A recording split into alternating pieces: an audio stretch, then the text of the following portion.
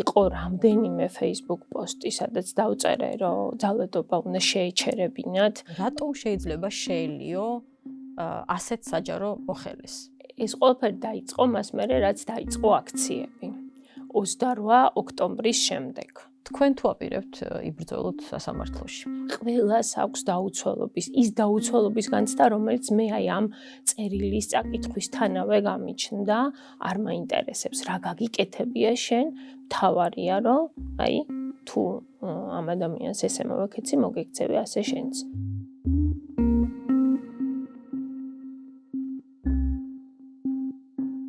პირველ რიგში მადლობა რომ დაგვთანხმდით ამ ინტერვიუზე. თქვენ ხართ ერთ-ერთი იმ საჯარო მოხელეებიდან, ვინც წინა საახალწლოდ გაათავისუფლეს. არ ვიცი, ათობით თქვა თუ ასობით, ჯერ დაზუსტებული რიცხვი არ მაქვს, რამდენი ადამიანი არის გათავისუფლებული და აქვე დავაზუსტებ, რომ თქვენ გეკავათ მენეჯერული პოზიცია. დანაშაულის პრევენციის ცენტრში იყავით, წავიკითხავ, მსჯავრდებულთა და ყოფილ პატიმართა რესოციალიზაცია რეაბილიტაციის დეპარტამენტის უფროსი. თავიდან მინდა გკითხოთ, რამდენად მოულოდნელი იყო თქვენთვის ეს გადაწყვეტილება? მოგესალმებით, მადლობა რომ ჩემი შემთხვევით დაინტერესდით. დიახ, მე გახლავართ დანაშაულის პრევენციის არასაპატიმრო სასჯელთა აღსრულებისა და პრობაციის ეროვნული სააგენტოს ერთ-ერთი სტრუქტურული ერთეულის ხელმძღვანელი და წლებია, რაც ამ პოზიციას ვიკავებ და ნამდვილად მოულოდნელი იყო ეს გადაწყვეტილება იქიდან გამომდინარე, რომ სააგენტოში ყველაზე დიდ დეპარტამენტს ხელმძღვანელობ და ჩვენი საქმიანობა არის იმდენად რთული და იმდენად სპეციფიური, რომ არ ვფიქრობდი და არც მიფიქრია იმაზე, რომ აი ამ გადაწყვეტილებას მიიღებდნენ და თან ესე სწრაფად. თქვენ არ გქონიათ დროებითი ვადიანი კონტრაქტი ამ სამსახურში და იყავით თან როგორც თავად დაწერეთ, სამჯერ კონკურს გავლილი უვადო საჯარო მოხელე და როგორც ვიცით, თქვენი შტატი უბრალოდ გააუქმეს. დიახ. აი ამ პროცესში ბარემ დავასრულებ, ამ პროცესში აი ეს კანონი საჯარო სამსახურის შესახებ კანონს გულისხმობდა შეცვლილებები, რაც შეიტანეს, თუ უკავშირდებოდა ამ გადაწყვეტილებას, ან რა როლი ითამაშა ამან? კეთილი, ცოტა შორიდან დავიწყებ. 31 დეკემბერს ჩვენ საღამოს დაგვეწერა ბრძანება, რომ შევიდა ცვლილებები საჯარო სამსახურის კანონში, რომელიც ითვალისწინებდა ზუსტად აი იმას, რომ პირველადი სტრუქტურული ერთეულის ხელმძღვანელები შესაძლებელია განთავისუფლდნენ ხელმძღვანელის გათავისუფლებისთანავე და დაინიშნონ მოვალეობის შემსრულებლად და ეს ბრძანება ჩვენ გვაცნობეს 31 დეკემბერს. 31 დეკემბერსვე ჩვენ მეილზე გამოგვეგზავნა ხელშეკრულებები, რომელიც ითვალისწინებდა ჩვენს ხელშეკრულებაზე გადაყვანას და ეს კავშირში იყო ცხადი ამ კანონის ცვლილებასთან. და გაგვაფრთხილეს, რომ ხელი უნდა მოგვეწერა, თუმცა ამ ხელშეკრულებაში საერთოდ არ ეწერა, რა ვადით ავყავდით ჩვენ სტრუქტურული ერთეულის ხელმძღვანელების სააგენტოს, რა ვადა იყო განსაზღვრული, ერთადერთი რაც იყო დაკონკრეტებული, იყო ის, რომ სააგენტოს უფროსი თუ გათავისუფლდებოდა, ჩვენც ავტომატურად თავისუფლდებოდით დაკავებული პოზიციიდან. სხვა ინფორმაცია ხელშეკრულებაში გარდა ჩვეულებრივი ვთქვათ, რაც არის ხელშეკრულებაში, სხვა არაფერი არ ეწერა და საქმის წარმოების სისტემაში მე იმ საღამოს აღარ შევსულვარ. 1 იანვარს შევიდა ჩემი კოლეგა და ნახა, რომ განთავისუფლებულია, მე შემატყობინეს, რომ შემემოწმებინა ზუსტად ეს სისტემაში შევსულიყავი და მეც აღმოვაჩინე, რომ 1 თებერვლიდან უკვე ვეღარ დავიკავებ ამ პოზიციას, იმიტომ რომ გათავისუფლებული ვარ. დღეს არის 8 იანვარი და დღემდე არც ერთ ხელმძღვანელ პირს მიუხედავად ჩემი თხოვნისა, ჩვენ საერთო ჯგუფი გვაქვს WhatsApp-ზე და ვუკავშირდები მათ წერ ტექსტურ შეტყობინებას, რომ რა მოხდა, იქნებ მიზეზი მითხრათ, იქნებ ჩვენ ვერ წავიკითხეთ ეს ხელშეკრულებები კარგად და იქნებ ვინმე დაგვიკავშირდეს, ან იურისტი, ან HR-ი, ან ადმინისტრაციიდან ვინმე, ან თუნდაც ხელმძღვანელი, რომელიც გვეტყვის მიზეზს, რატო გავთავისუფლდით, დღემდე პასუხი არ მიგვიღია არავისგან, სამწუხაროდ. ჩვენც მოვითხოვეთ პასუხი, აქვე ვიტყვი იუსტიციის სამინისტროში, გვინდოდა რაღაც კომენტარი მიგვეღო თქვენს შემთხვევასაც და სხვებისაც თუ რატომ გათავისუფლდნენ ეს ადამიანები ცოტა მეტი ვიდრე იყო პასუხი რომ რაღაც ზოგან ხელშეკრულებას გაუვიდავად და ზოგან სხვა მიზეზი მაგრამ ჯერჯერობით ეს პასუხი ჩვენც არ გვაქვს ამასაც აქვე ვიტყვი 31 დეკემბერი იყო და მესმის რომ აღარ გადამოწმეთ ახალი წელი მოდიოდა ხო ალბათ რაღაცნაირად რა ვიცი ავერც იფიქრებდით მაგრამ როცა გაიგეთ რა არ ვიცი აი რა იგრძენით გაბრაზდით გეწყინათ შეურაცხყოფის გრძნობა გქონდათ როგორ მიიღეთ ეს ამბავი ემოციურად ძალიან მძიმე იყო პირადად ჩემთვის და დღესაც ძალიან მძიმე არის სიმართლე გითხრათ ეს ყველაფერი მგონია რომ ჩემს მიღმა ხდება და ეს არ არის ის რეალობა რომელ რეალობაშიც 31 დეკემბრამდე ცხოვრობდით მეც და ჩემი ოჯახის წევრებიც იმიტომ რომ ეს არ აისახება მხოლოდ ჩემზე ეს აისახა ჩემს ოჯახზე, ჩემს მეგობრებზე, იმიტომ რომ ყველას აქვს დაუცველობის, ის დაუცველობის განცდა, რომელიც მე აი ამ წერილის წაკითხვისთანავე გამიჩნდა, ეს იყო ცხადია ბრაზიც და ეს იყო ძალიან დიდი ტკივილი. ტკივილი იქიდან გამომდინარე, რომ 2011 წლიდან მუშაობ ამ სისტემაში და მე ვარ ერთ-ერთი პირველი სპეციალისტი, ფსიქოლოგი, ვინც აი მართვსაჯულების სისტემაში გაეროს ბავშვთა ფონდიდან მოხვდა და ჩვენ დავიწყეთ აი ამ სისტემაში მუშაობა იმისთვის, რომ ადამიანის უფლებები დაგვეცვა, დავხმარებოდით ამ ადამიანებს. ძალიან პატარა ჯგუფი ვიყავით მაშინ სისტემაში და ფაქტობრივად არ იცოდა სისტემამ არც ფსიქოლოგი, არც სოციალური მუშაკი ვინ იყო და ჩვენ ყოველდღიურად გვიწევდა აი ერთის მხრივ ჩვენი როგორც სპეციალისტების უფლებების დაცვა, ჩვენი როლის მტკიცება სისტემაში და მეორეს მხრივ ცხადია იმ ადამიანების დაცვა და მათი დახმარება და მხარდაჭერა, რომლებიც ჩვენი ბენეფიციარები იყვნენ სისტემაში.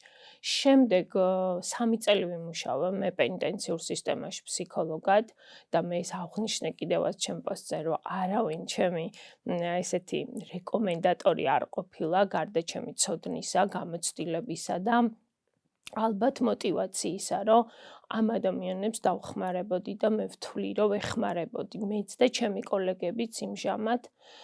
შემდეგ იყო პრობაციის სააგენტო, სადაც ვიყავი მრჩეველი სამმართველოს უფროსის ფსიქოლოგების პროფესიული მხარდაჭერის და გაძლიერების კუთხით, შემდეგ იყო სამმართველოს უფროსის პოზიცია.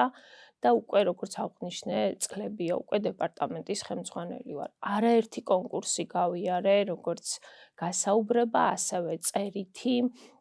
რა თქმა უნდა, ეს გზა სანამ მე სააგენტოში მუშაობდი და ეს ხანგრძლივობა არ იყო ნამდვილად იავარდით მოფენილი და ყოველთვის იყო გარკვეული გამოწვევები, მაგრამ მთავარი მიზანი, რასაც ვემსახურებოდი მეც და ჩემი გუნდიც, ეს იყო, რომ თვითონ აი ამ სფეროს წარმომადგენლები, ფსიქოლოგებს და სოციალურ მუშაკებს გულისხმობ, მყარად ყოფილიყვნენ სისტემაში, შეგვექმნა სტანდარტები, შეგვექმნა გარკვეული შეფასების ინსტრუმენტები, სარეაბილიტაციო პროგრამები, იმიტომ რომ როგორც აღვნიშნე, სისტემაში საერთოდ არაფერი არ იყო. ამაზე გკითხავთ აუცილებლად. ანუ რას ვამბობ, რომ 100 არ უნდა დასრულებულიყო თქვენი კარიერა, ხო? რომ არა. საჯარო სამსახურში. მაგრამ მაინც მინდა გკითხოთ ნინო, აი თუ არსებობდა და თუ კი რაღაცა წინაპირობა, რაც გიჩენდათ, შეიძლება ამოუთქმელმა რა რაღაცა ვარაუცრო, შესაძლოა თქვენც მოხვედრილიყავით გათავისუფლებული საჯარო მოხელეების ამ ნაკადში. ცხადია, მქონდა განცდა ამის, რომ მე მოვყვებოდი ამ ნაკადში, იქიდან გამომდინარე, რომ იყო რამდენიმე Facebook პოსტი, სადაც დავწერე, რომ ძალადობა უნდა შეეჩერებინათ, რომ დღეს და ამჟამად არ იყო ახალი წლის დანაცვის ხის დადგმის დრო და ძალადობა უნდა შეჩერებულიყო, თუნდაც იმიტომ, რომ ვიღაცებს ახალი წელი არ აღენიშნათ, იყო ღიად გამოცხადებული ჩემი პოზიცია, ჩემი თანამშრომლების გათავისუფლებასთან დაკავშირებით, რომლებიც აბსოლუტურად უმიზეზოდ გაათავისუფლეს და მათი გათავისუფლებაც ცხადია დაკავშირებული იყო ზუსტად იმ პოლიტიკურ მოვლენებთან, რაშიც ისინი მონაწილეობდნენ. ეს შეიძლება იყო ვთქვათ აქციები, შეიძლება იყო Facebook პოსტები და ასე შემდეგ და მე მათ მაშინვე უჭერდი მხარს, დღესაც ცხადია უჭერ მხარს, თუმცა როდესაც მე ღიად გამოვხატე ეს პოზიცია და მოვითხოვე პასუხი ხელმძღვანელისგან, რომ რატომ განთავისუფლდნენ პირადად ჩემი დეპარტამენტიდან 4 თანამშრომელი, თორე ისე სააგენტოდან 9 სოციალური მუშაკი, ფსიქოლოგი და ასევე მედიატორები, მე ვიცოდი, რომ აი ამ ჩვენს გარკვეულ პროტესტს, აი ამ კითხვებს, რომელიც არ იყო ნამდვილად მაამებელი ვინმესთვის, ამას მოყვებოდა ჩვენი გათავისუფლება. თქვენ დაწერეთ, რომ 15 წლის განმავლობაში არასოდეს მიგიღიათ საყვედური. არც გაფრთხილება და პირიქით გაქვთ მადლობის ჯილდოები, მოწინავე რიგებში იყავით, თქვენც წერთ და თქვენი ბევრი კოლეგა, რომელიც დღეს არ არის საჯარო სამსახურში, ამას ადასტურებს, ჩვენ მათაც ველაპარაკეთ. კონფერენციები, რავით, საერთაშორისო დელეგაციებთან შეხვედრებში და ის რეფორმა, რაც დაიწყო, ასევე იყავით ჩართული, ესეც ვიცით. როგორ ფიქრობთ, მაშინ რატომ შეიძლება შეელიო ასეთ საჯარო მოხელეს? მე ახლა ძალიან გამიჭირდება ამაზე საუბარი, რატომ შეიძლება შეელიო, თუმცა აქ ალბათ უკვე მნიშვნელოვანი არ არის ის საქმე, რასაც მე და ჩემი გუნდი ვემსახურებოდით. აქ უფრო ალბათ მნიშვნელოვანია ადამიანები, რომლებიც ღიად არ გამოხატავენ და თავისუფლად არ გამოხატავენ თავიანთ პოზიციებს ამა თუ იმ მოვლენასთან დაკავშირებით. საჯარო სამსახურის მთავარი პრინციპი არის, აი რამდენიმე პრინციპს ჩამოვთვლი და აი ამ პრინციპებს უნდა ერგებოდეს საჯარო სამსახურში დასაქმებული მოხელეები. ეს არის სახელმწიფოს და ხალხის ერთგულება, საქართველოს კონსტიტუციის და კანონის უზენაესობის დაცვა, კომპეტენტურობა, პროფესიონალიზმი, კადრების სტაბილურობა და მთავარი ასევე ერთ-ერთი სამართლებრივი, ეკონომიკური და სოციალური რაღაც მდგრადობის შენარჩუნება ამ ადამიანებისთვის და დღესდღეობით მე ვფიქრობ, რომ არც ერთი ეს პრინციპი აღარ არის დაცული საჯარო სამსახურში და საჯარო მოხელეებისთვის. და ეს ძალიან რა თქმა უნდა, ცუდად აისახება, როგორც შეიძლება ერთ სტრუქტურაზე, რომელშიც მე ვარ დასაქმებული, ასევე სხვა საჯარო სამსახურებში, იმიტომ რომ ძალიან ბევრი კეთილსინდისიერი ადამიანი მუშაობს საჯარო სამსახურებში. ეს ღიად გამოხატვის გამო არ ვიცი რა სიტყვა ვთქვა, შეიძლება დასჯაც ვიხმაროთ, მაგრამ გათავისუფლება სამსახურიდან ეს მიზეზი ძალიან ბევრმა საჯარო მოხელემ დაასახელა. პრინციპში ერთ-ერთი ისეთი გამოკვეთილი ნიშანია. რატომაც ათავისუფლებდნენ ამ ადამიანებს, არასამთავრობოები სწავლობენ ამ ხალხის შემთხვევებს, საქმეებს და ზოგი სასამართლოშიც აპირებს ჩივილს და ეს იქედან ჩანს. კითხვით წეღან რომ ღიად დავაფიქსირეო ეს ჩემი პოზიცია, მაგრამ შეგიძლიათ გითხრათ აი კონკრეტულად რაზე არის ლაპარაკი. Facebook-ზე პოსტავდით რამეს თუ თქვენს ხელმძღვანელ პირებთან იყო ამაზე ლაპარაკი, აქციებს გულშემატკივრობდით თუ აი ძალადობას გმობდით თუ აი ან როდის დაიწყო მაგალითად, როდის გადაწყვეტეთ, რომ ეხლა თქვენ აღარ შეგიძლიათ იყოთ ჩუმად როგორც საჯარო მოხელე? ეს ყველაფერი დაიწყო მას მერე, რაც დაიწყო აქციები. 28 ოქტომბრის შემდეგ.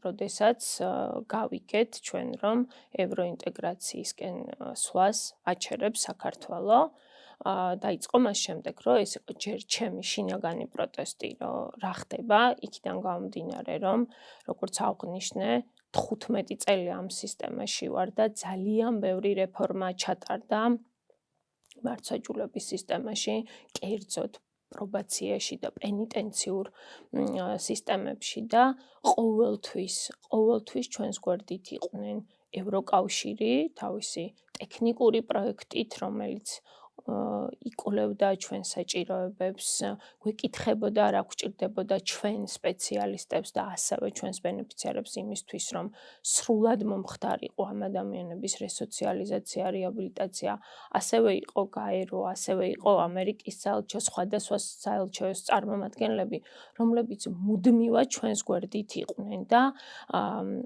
აი ეს მესიჯი, რომ ახლა ჩვენ ყველაფერს წყვეტთ, არ გვჭირდება ამ ადამიანების მხარდაჭერა და ჩვენ თვითონ გავაკეთებთ ამ ყველაფერს, ჩემთვის რა თქმა უნდა იყო პროტესტის საბაბი, თუმცა ეს იყო თავიდან ალბათ ცოტა ჩუმი, თუმცა შემდეგ ეს იყო აქციებისადმი, თქვათ, ჩემი მხარდაჭერა, ასევე იყო ღიად გამოხატული ჩემი Facebook პოსტები და ასევე, როგორც აღნიშნე, ჩემი თანამშრომლების გათავისუფლების აი ეს რაღაცა პროტესტი, რა თქმა უნდა, ეს მოვთხოვეთ ჩვენ ხელმძღვანელს შევხვდით, როგორც კი 25 დეკემბერს გავიგეთ, რომ ჩვენი სამი სტრუქტურული ერთეულიდან გაანთავისუფლეს 9 ადამიანი, შევხვდით ხელმძღვანელს, ვკითხეთ, რატომ გაუშვეს ეს ადამიანები და მისგან პასუხი იყო, რომ კი არ გაუშვეს, არამედ ხელშეკრულება აღარ გაუგრძელეს და ჩემთვის პირადად ეს არ იყო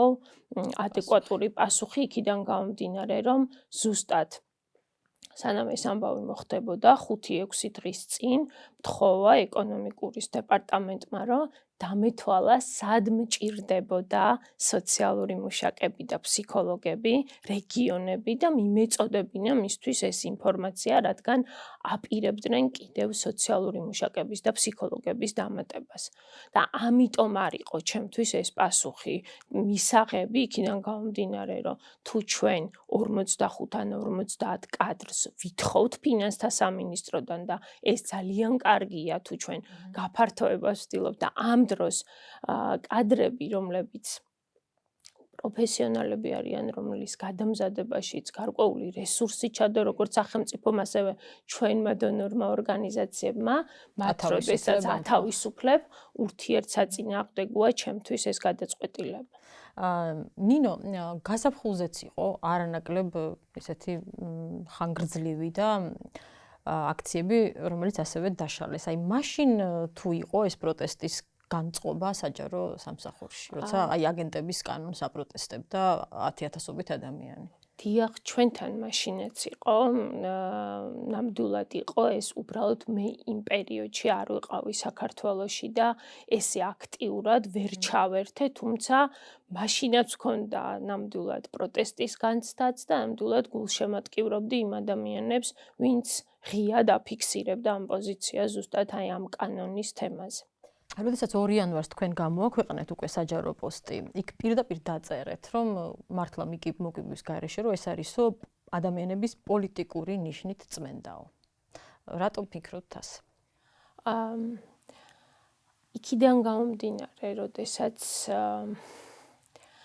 ადამიანებს ასე ათავისუფლებენ ჯერ 9 ადამიანს და მერე 3 სტრუქტურული ერთეულის ხელმძღვანელს, რომლებიც ზუსტად ღიად აფიქსირებდნენ თავიანთ პოზიციას მიმდინარე პოლიტიკურ მოვლენებზე, აქედან გამომდინარე უკავშირებ ამას, რომ ზუსტად ეს არის დაკავშირებული პოლიტიკასთან და ეს არ არის ვინმეს პიროვნული გადაწყვეტილება. ამავე პოსტში, როცა თქვენ აღწერდით აი ამ კარიერულ გზას, თქვენსას სხვათა შორის ეს ბევრმა სხვა საჯარო მოხელემაც დაწერა თავის პოსტში. ყველა წერდა, აი რა მიღწევები ქონდა, როგორ ემსახურებოდა ხო ამ ქვეყანას ამ საჯარო სამსახურში და ასე შემდეგ. თქვენ ასევე თქვით, რომ ეს ყველაფერი არ გამოვიდოდაო საელჩოების, საერთაშორისო დონორი ორგანიზაციების და არასამთავრობო სექტორის გარეშე. ანუ მართლაც ეს ნიშნავს, რომ თუნდაც თქვენსგან ვითარებაში კარიერულში იყო ჩადებული დიდი რესურსი, სახელმწიფოც, საერთაშორისოც. რამდენად დიდი? როგორც აღნიშნე, 2011 წლიდან ვარ ამ სისტემაში და მაშინ აი საერთოდ არაფერი არ იცოდა, არც ქვეყანამ დიდად მარცვაჯულების სისტემაში რა უნდა ეკეთებინა სოციალურ მუშაკებს და ფსიქოლოგებს და არც თვითონ ცხადია ამ სამსახურებმა. აქედან გამომდინარე ზუსტად აი ეს გაეროს ბავშვთა ფონდი ვახსენე, UNICEF-ი, რომელიც აქტიურად იყო ჩართული არა მხოლოდ გადამზადებაში, ხშირად ახსენებენ ხოლმე, რომ აი ტრენინგებს გადიან საჯარო მოხელეები. ეს არ იყო მხოლოდ ტრენინგები. ანუ დაიწყო პოლიტიკის დოკუმენტებით, კანონებში ცვლილებების შეტანით, გარკვეული პროცესების შეფასებით, სად ჭირდებოდა ამ სისტემას, ამ სფეროს წარმომადგენლები და შემდეგ აი ამ ცვლილებების თანახმად დაიწყო, როგორც ვახსენე, შეფასების ინსტრუმენტების შექმნა, იმიტომ რომ ჩვენ მუშაობთ განრიდებულ პირებთან, პრობაციონერებთან, ყოფილ პატიმრებთან, უადო თავისუფლება აღკვეთილ პირებთან, მსჯავრდებულებთან, ასევე სისტემას თვითონ. ძალიან დიდი რეფორმა და ჩვენ ამით მინდა გითხრათ, რომ პოსტსაბჭოთა ქვეყნებში მოწინავე ქვეყნად ვითვლებით, ნამდვილად იქიდან გამომდინარე, რომ ძალიან წინ ვართ წასული ბევრი მიმართულებით და აი ამ რეფორმაში ძალიან დიდი წვლილი შექონდა ცხადია ჩვენ საერთაშორისო პარტნიორებს. თქვენ როგორ ფიქრობთ, აი არ გაჩნდება ახალი ოღონდ ისეთი კადრების დეფიციტი, რომელსაც აქვს წლობით ნაგროვები ცოდნა, ინფორმაცია, თუნდაც აი ამ საერთაშორისო პარტნიორებთან ურთიერთობა აწყობილი და ასე შემდეგ. იცით, მე არ მინდა ისე გამომივიდეს, რომ მთელი სისტემა ჩემზე იყო აწყობილი, ნამდვილად არ არის ეს ესე. არა, თქვენს გარდა ხო რამდენი ადამიანი გაუშვეს და განვაზოგადოთ. ამის თქმა მინდა ზუსტად, რომ ძალიან ბევრი, თუნდაც ეს ჩემი კოლეგები, სტრუქტურული ერთეულის ხელმძღვანელები, არასრულწლოვანთა რეფერირების ცენტრის ხელმძღვანელი გაუშვეს და ასევე განრიდება მედიაციის დეპარტამენტის ხელმძღვანელი, რომელიც ზუსტად აი ამ განრიდება მედიაციის მიმართულებას კურირებდა ჩვენ თან ერთად.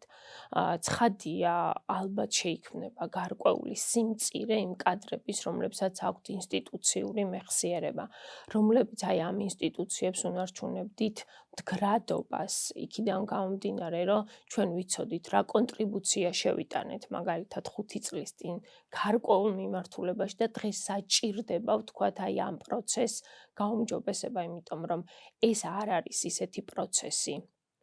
ჩვენ რასაც ვემსახურებოდით, რომ რაღაც შეიქმნა, დაინერგა და დასრულდა. ეს არის დინამიური პროცესი, რომელსაც ცხადია ჭირდება პროფესიონალი ადამიანები.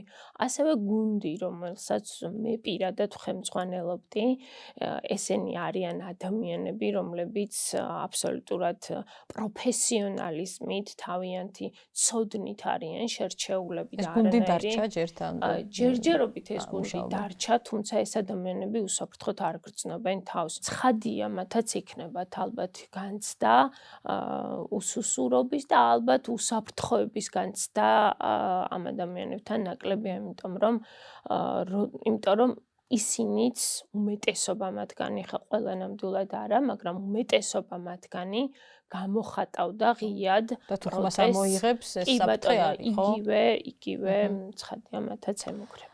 თუ გაქვთ თქვენ პირადად კიდევ განცდა, რომ რაც თქვენ სფეროში გაკეთეთ, ახლა ამ სფეროს გარშემო ვტრიალებთ, ევროპასთან დასაახლოებლად, ეს შეიძლება წავიდეს უკან და დაუბრუნდეს, თქვათ, საწყის წერტილს. არ ვიცი, ან რომელიმე კანონი, რომელიც იყო მიმართული ამ კანონის ლიბერალიზაციისკენ, ვთქვათ, შეიცვალოს. აი რამე ნიშანი უკვე ხო არ შეგიმჩნევიათ, რაც შეიძლება რომ შეიცვალოს. ან არასრულწლოვანებთან მიმართებით, ან არ ვიცი, სხვა იცით, დღეს ეხლა ამ წუთში ნამდვილად გამიჭირდება ამ კითხვაზე პასუხი გაგცეთ, თუმცა აი ბოლო პერიოდი იყო, როდესაც მე ერთ-ერთ მოდულზე ვიმუშავე, მასწავლებელთა დანაშაულის პრევენციის მასწავლებელთა კურსზე მუშაობდით ჩვენ.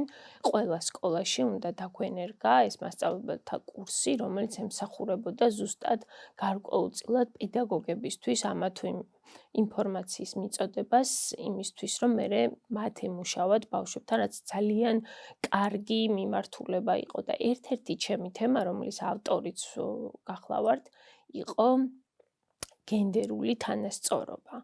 და სამწუხაროდ თქვენ შეგიძლიათ კიდევაც ნახოთ ეს ვიდეოკლიპი გაკეთდა, შემდეგ პრეზენტაცია და ეს თემა საერთოდ არ გამოაჩინეს არც თვითონ კურსში, როდესაც აი პრეზენტაციას აკეთებდნენ, არც ვიდეო რგოლში. და ჩემთვის ეს იყო მესიჯი, რომ ვიღაცისთვის შეიძლება გენდერული თანასწორობა და ზოგადად სიტყვა გენდერი შეიძლება იყოს რაღაცა, არ ვიცი, კითხვის ნიშნის ქვეშ თუ არ ვიცი, საფრთხის შემცველი, ნამდვილად არ ვიცი ახლა ამას რა დავარქვა, იგივე შეიძლება იყოს არასრულწლოვანებთან მიმართებით, ჩვენ კანონთან კონფლიქტში მყოფ არასრულწლოვანებთან მუშაობთ ნამდვილად მაღალი სტანდარტებით. ეს არის არასრულწლოვანთა მართლმსაჯულების კოდექსი, რომელიც მივიღეთ 2015 წელს დამტკიცდა და ზუსტად ამ კოდექსის დამტკიცებამ ლიბერალური გახადა არასრულწლოვანებთან მიმართებით, კანონთან კონფლიქტში მყოფ არასრულწლოვანებთან მიმართებით თვითონ ნებისმიერი სტრუქტურის ჩარევა, თუმცა გარკვეული მესიჯები ამ მიმართულებითაც არის, თუმცა დღეს გამიჭირდება ახლა ამ კითხვაზე, ესე კონკრეტულად გაგცეთ პასუხი. მაგრამ საშიშროებას მე ამ კუთხითაც ვხედავ. თავად საჯარო სექტორში როგორი განწყობა არის? აი რას ფიქრობენ იმაზე, რაც ხდება გარეთ? იმ საფრთხეზე, რასაც აპროტესტებს და გრძნობს 10,000-ობით ადამიანი, რომელიც დგას ქუჩაში. ასეთი ამ საფრთხის შეგრძნება, რომ საგარეო ვექტორს გადაუხვია საქართველოს და კიდე შეიძლება გადაუხვიოს აქვთ საჯარო მოხელეებს? მე გამიჭირდება ყველა საჯარო მოხელის სახელით ვისაუბრო, თუმცა ამ ბოლო დროს ხშირად დავდივარ აქციებზე და იქ ძალიან ბევრი საჯარო მოხელი არის, რომელიც ზუსტად შიშობს იმას, რომ გადაუხვიეთ ჩვენ საგარეო ვექტორს და აბსოლუტურად სხვა გეზი გვაქვს აღებული და ამას ესე შიდა საუბრებშიც ადასტურებენ და ალბათ აქციებზე დგომითაც ამას უსვავენ ხაზს. და თვითონ აი საჯარო მოხელეობა როგორ აღიქმება, ესეც მაინტერესებს, აი ეს სამსახური სახელმწიფო სამსახურში ყოფნა თუ კონკრეტული პოლიტიკური ძალის, რომელიც არის სხვადასხვა ხელისუფლების დროს. საჯარო სამსახურში, საჯარო მოხელისთვის მუშაობა არის პირველ რიგში, როგორც აღვნიშნე, საქართველოს სახელმწიფოს და ხალხის ერთგულება. ვინც საქმეს ემსახურება, აი და ვისაც ზოგადად ეს კანონი წაუკითხავს, საჯარო მოხელის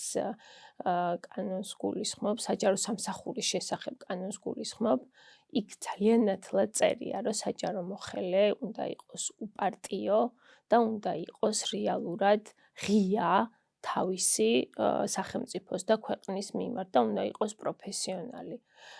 თუ ამ და უნდა იყოს კომპეტენტური, რაც მთავარია. თუ ამ ნიშნით არ შერჩეულა საჯარო მოხელე, ცხადია და აქვს გარკვეული შეიძლება რაღაც პოლიტიკური სიმპათიები რომელიმე პარტიის მიმართ, ან ზუსტად იმიტომ შეირჩა, რომ აი ამ პარტიის წარმომადგენელია, მას გარკვეულწილად ალბათ სხვა ხედვა ექნება საჯარო სამსახურის შესახებ, თუმცა ჩემთვის როგორც საჯარო მოხელისთვის და ასეთი ადამიანი ძალიან ბევრია დამერწმუნეთ, მნიშვნელოვანია ჩვენი ქვეყნის უზენაესი კანონების და ხალხის ერთგულების დაცვა. ამდენი ადამიანის გათავისუფლება. სხვა საჯარო მოხელეებისთვის ხომ არ არის გამაფრთხილებელი სიგნალი, რომ თქვენ შეიძლება ეს დაგემართოთ. იმის მცდელობა ხელისუფლების მხრიდან, რომ მივიღოთ უფრო დამორჩილებული საჯარო სამსახური. მე ვფიქრობ, რომ ზუსტად ასეა, რომ როდესაც უშვებენ ჩვენაირ საჯარო მოხელეებს,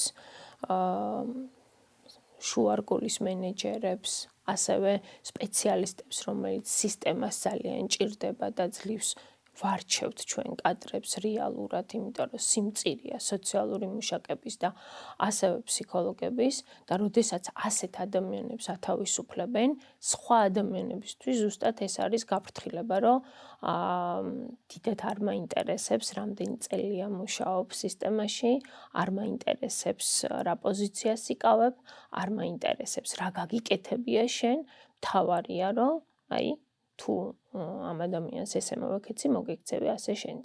ცხადია, იმუშავებს ეს როგორ გონიათ, ანუ მაინც ზემოქმედება ექნება საჯარო მოხელეებზე. მესმის რომ ეხა ყველას თუ შეიძლება არ იყოს ადვილი ღიად გამოვიდეს კრიტიკული ძალიან რთულია აქ უკვე ჩემს განცდებს გაგიზიარებს ძალიან რთული და ძალიან მძიმე, იმიტომ რომ ჩვენ გვაქვს პასუხისმგებლობები, გვაქვს გარკვეული თქვათ ვალდებულებები და ძალიან რთულია რომ აი ამ ყველაფერს როდესაც ისმენ არ შეგეშინდეს ამ სიტყვას ძალიან არ შეგეშინდეს თუმცა ალბათ ნაკლებად იქონიებს ეს გავლენას იმ ადამიანებზე ვინც ზუსტად ხვდება რა საფრთხის წინაშე ვდგავართ და რამდენად რეალური გონიათ თქვენ რომ საჯარო მოხელეები ადგნენ და გამოვიდნენ უფრო მეტმა გააპროტესტოს. აი ახლა ამ ბოლო დღეებში სულ ამაზე იყო ლაპარაკი, რომ თუ ბევრი გაიფიცება, ყველას ხომ ვერ მოხსნიან. არ ვიცი, ამაზე ვერ გიპასუხებთ ამ ეტაპზე ნამდვილად. სავარაუდოდ ადამიანებს კიდევ გამოუშვებენ სამსახურიდან ეს ნაკადი არ დასრულებულა, ამას იურისტებიც გვეუბნებიან და ის ორგანიზაციებიც ვინც მუშაობენ უკვე გათავისუფლებულ საჯარო მოხელებთან, არ ვიცი შეიძლება მათგან აქვთ ეს ინფორმაცია. და როგორც არაერთი იურისტი აღნიშნავს, ხელისუფლებას დაეხმარება სწორედ ზემოთხსენებული ეს კანონი და ცვლილება მასში. თქვენ რა აზრის ხართ ამ კანონზე საჯარო სამსახურის შესახებ კანონს? ეს როგორც უწოდებენ, ხა მე არ ვარ იურისტი, რაღაცა დრაკონული კანონი არის, ძალიან თავისი კაბალური რაღაცა გადაწყვეტილებებით და ნამდვილად ეს არის პირიქით უკან წასვლა ჩვენი აი რაღაცა 90-იანებისკენ და ეს ამ კანონში ცვლილებები არ ემსახურება ადამიანების მდგომარეობის გაუმჯობესებას. არ ემსახურება საჯარო სამსახურში დასაქმებული პროფესიონალი კადრების წახალისებას ან კიდევ მოტივაციას, რომ ისინი ვთქვათ დასაქმდნენ საჯარო სამსახურში, ვთქვათ ახალგაზრდები, რომლებიც დღეს მოდიან, ხო? გარკვეულ სპეციალობებს და ისწავლობენ, ანუ განათლებას იღებენ და მათ ნამდვილად არ ეძლევათ ამ კანონით სტაბილურობის შეგრძნება, იმიტომ რომ ყველასთვის ძალიან მნიშვნელოვანია სტაბილურობა და საჯარო სამსახური ერთ-ერთი გარანტიაა, ხო, სტაბილურობის, თუმცა ამ ცვლილების თანახმად პირდაპირ გეუბნება სახელმწიფო, რომ შენ თუ რაიმეს გამოავლენ ისეც, რაც მე არ მომეწონება, გავათავისუფლებ შენ ხელმძღვანელსაც და გიშვებ შენც. ნინო, თქვენ თუ აპირებთ იბრძოლოთ სასამართლოში? აუცილებლად ვაპირებ, რომ სამართლებრივად ვიბრძოლო ჯერ არსებული რესურსებით საქართველოში და შემდეგ ალბათ საერთაშორისო დავასაც იმედი მაქვს, რომ გავაგრძელებ, იმიტომ რომ დღევანდელი აი ამ კანონის თანახმად დიდად არც ჩემი შეიძლება აღდგენა მოხდეს და არც აი იმ ზიანის ანაზღაურება, რა ზიანიც მე ემოციურად პირველ რიგში და მე პროფესიულად მომადგა, ამიტომ აუცილებლად ვაპირებ ბრძოლა სამართლებრივად. დაგრჩათ ისეთი დაწყებული საქმე, რომელიც ვერ დაასრულეთ და რომელზეც დარდობთ? ძალიან ბევრი ორი კანონი გვაქვს ახლა, ორი ბრძანება გვაქვს დასამტკიცებელი პროფესიული ზედამხედველობის შესახებ, რომელშიც გვეხმარებოდა ზუსტად ევროკავშირის პროექტი, დავწერეთ, გავამზადეთ და ვალდებულებაც ჰქონდა, რომ დაგვემტკიცებინა. გვაქვს ასევე არასრულწლოვნებისთვის შეფასების ინსტრუმენტები დასამტკიცებელი, სუიციდის შეფასების კითხვარი გვინდოდა, რომ 2025 წელს დაგვემტკიცებინა. რეაბილიტაციო პროგრამებზე მუშაობდით ევროსაბჭოსთან ერთად და ისიც ძალიან გული მწყდება ბევრ რამეზე და მთავარი, რომ ჩემი მიზანი იყო, რომ უფრო მეტი კადრი ამეყვანა ჩემს დეპარტამენტში, ჩვენ 30-32 ბიუროში ვართ დღესდღეობით წარმოდგენილი და მინდოდა, რომ 65-ვე ბიურო აგვეთვისებინა ზუსტად იმისთვის, რომ ნებისმიერ ადამიანს მიეღო ჩვენი მომსახურება და ბევრ რამეზე მწყდება გულწრფელად გული. რას კითხავდით? მათ ვინც სადღაც მიიღო ეს გადაწყვეტილებები, ან რას ეტყოდით? იკითხა თუ არა ვინმემ, როდესაც მე და ჩემს კოლეგებს გვიშვებდნენ, რას ვაკეთებდით ჩვენ სამივე ამ სისტემისთვის. რა შეგვეძლო აი ამ სისტემისთვის გაგვეკეთებინა და რას კარგავენ ჩვენი გათავისუფლებით. და ბოლოს კითხავთ ნინო, საჯარო სამსახურში თუ დაბრუნდებით და თუ კი რა შემთხვევაში? აუცილებლად დავბრუნდები, ოღონდ იმ შემთხვევაში, თუ მექნება გადაწყვეტილების შესაძლებლობა, თავისუფალი ნება და ნდობა ჩემი, ვინც იქნება ხელმძღვანელებისგან, რომ ეს სისტემა გავხადო უკეთესი, რაც მე დარწმუნებული ვარ, რომ ნამდვილად შემიძლია. რამე ხო არ არის ესეთი, რაც არ გკითხეთ და რაც გინდოდათ რომ გეთქვათ? არა.